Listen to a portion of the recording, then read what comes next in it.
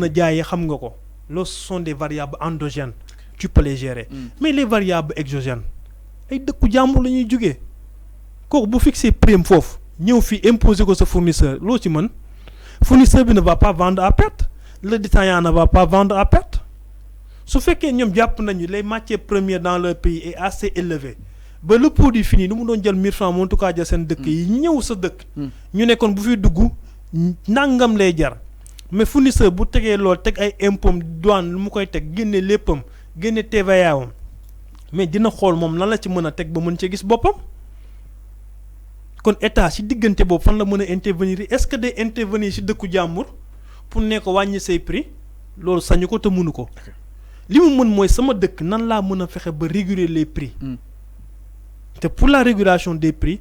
jarul une concertation excessivement large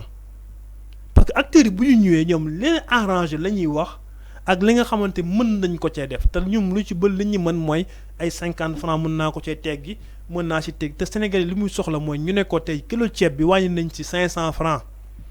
wala kilo ceeb bi wàññi nañ ci nangami francs mu xam ne lii am na lu bëree bëri luñ ci wàññi te loolu nag pour mu mën a am mooy foog mu mën a am benn contrôle sur ces variables endogènes variables endogènes yooyu moo indi Ousmane Sonko li muy wax ni nañu fexe ba rationaliser l'efficience dans les travaux mooy nañu fexe ba fonction publique ñu liggéey de façon efficace mooy bu ñu demee port ñu xam ne marchandise buy génn nii dafay génnee corruption bañ faa am li nga xamante ñu ngi koy dugal ci gafa état mu dellu directement ci gafa état ñu fexe ba commerçant yi bu jugee port balaa muy egg dëkkam bu doon def 5 heures de temps ñu fexe ba dimbali ko mu mën a def 2 heures de temps parce que le coût du transport day duggaale sur le prix ce sont des coûts qu'on supporte parce que camion bu jugee port nee na man Thiès laa jëm mais je vais faire à peu près 3 heures de route da la ko ciy taxé waale mais su fekkee ni fexe nañu ba def ay infrastructures yu permettre une circulation libre des moyens de production dina yombal ce qu'on appelle les prix moo tax man bu ma déggee loolu je me suis dit bon peut-être il l'a dit sur le coup mais en réalité bu doon man maa nekk ci stafam dama ko conseiller ces concertations là certes il faut concerter mais il y a certaines décisions yoo xamante sont des décisions économiques da ngay fexe ba mettre les préalables yooyu nag ñoom ñoo koy dund parce que ki nga xamante ni gis nañ ni activité am assainir nga ce milieu là il n'a même pas besoin de subvention parce que les choses dañuy fluide moom bu jugee port dina xam ne ah lii de war naa si mën a teg 100 francs parce que su ma ko si tegul 100 francs y a les contrôles économiques qui vont surveiller avant même may génn port bi war nañ mën a xam marchandise bi ñaata la war a mën a jar pour le consommateur c'est ça en réalité mais concertation bu amee débat am waxtaan am ñu génne ah dawlin wàññi nañ ci juróom ceeb bi wàññi nañ ci 50 francs quelque temps après les choses vont encore augmenter alors ñu daal di ñëw si li nga xam ne que moo di justement Cheikh Diba le nouveau ministre des finances ginnaaw ba ki nga xam ne que moo di Moustapha Ba daal di remettre li nga xam ne que moo di lenge yi alors Cheikh Diba moo daal di def ay prévisions yu xaw a incertain exactement ban jàngat nga si def du information en fait Cheikh Diba le ministre Cheikh Diba li mu wax loolu du information en fait c'est la réalité du loo xamante ni lu extraordinaire la li ko tubaab bi waxee du secret de polichinelle nekk loo xamante ni tey jii scoop la. mais ñu ne mën na communiquer autrement peut-être pour rassurer. C'est-à-dire que y a des écarts de communication dans le gouvernement il faudra le comprendre mais da ngeen di comprendre aussi ce sont de nouvelles têtes dans l'état gouvernemental du Sénégal écart de communication yi ñëpp mën nañu ko comprendre. Et aussi avec boo ñëwee nekk 109.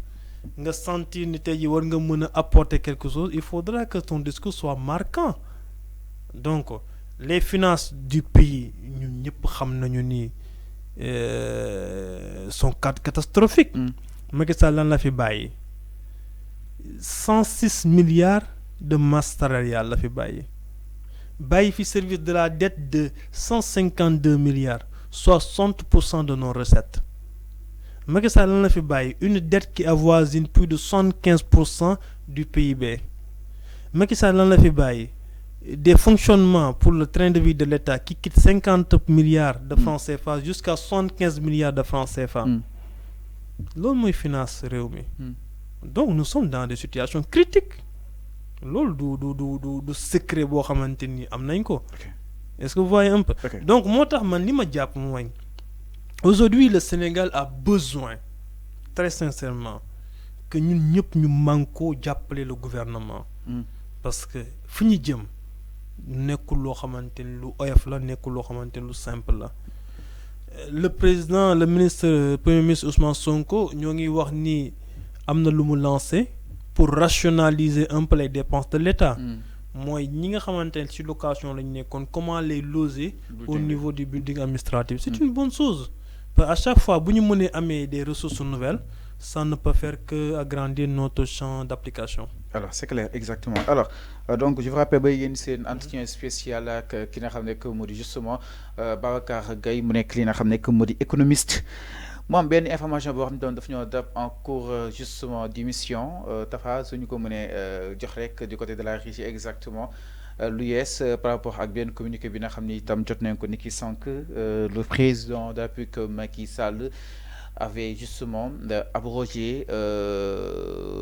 le décret bi nga xam ni itam moo tas parti li nga xam ne que moo di Pastef. Alors donc ni ki li nga xam ne que moo di 27 mars 2024 ki fi nekkoon président nag di ki nga xam ne que moo di Macky Sall signé woon na benn décret numéro 2024 830 bi nga xam ni itam moo daal di abrogé parti Pastef mu daal di ñëwaat exactement ginnaaw bu nga ko daal di tasee maanaam qui avait ordonné la dissolution du parti Pastef